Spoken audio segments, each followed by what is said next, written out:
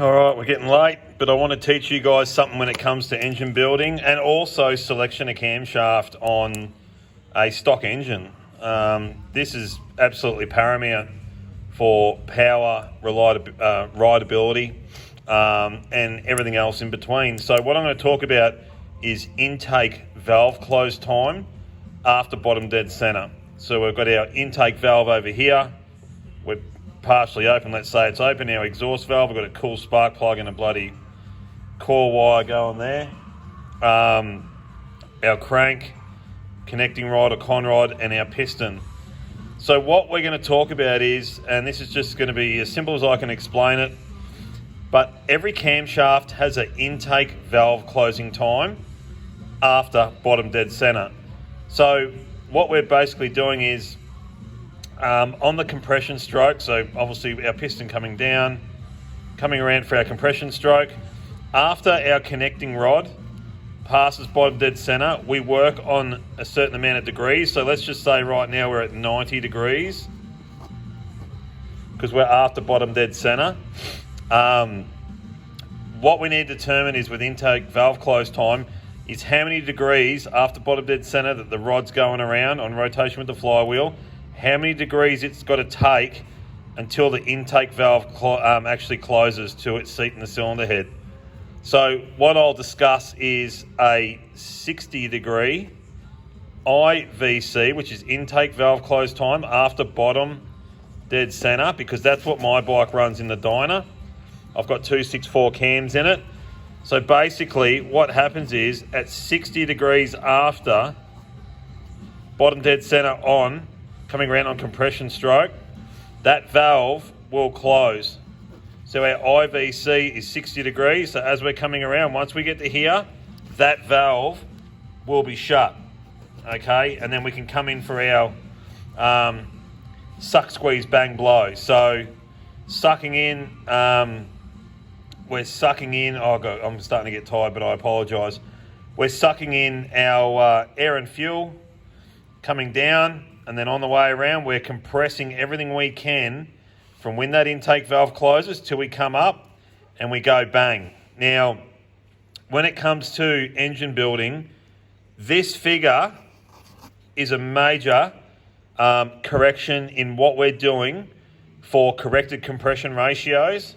Static doesn't talk about our valve intake close time after bottom dead center, but our dynamic or our corrected compression, this tells us everything. So say our piston was further down here at our 60, and say we're, the piston top's here, we've got all this cylinder fill to work with until we go bang. If it's later, the piston's further up, so we've got a shorter area to cylinder fill to go bang. So hypothetically, if we're at 60 here and say we had an intake valve close time at 30 degrees, then after bottom dead center, say our connecting rod, it's coming around, we get to here, from here to there, we have our intake valve shut, and then we've got even more, hypothetically, yet again, if this was to be fucking wherever, we've got more cylinder fill to go with. Now, this is easy to say, well, why don't we have an earlier IVC on the cam to get more cylinder fill to make more bang for buck?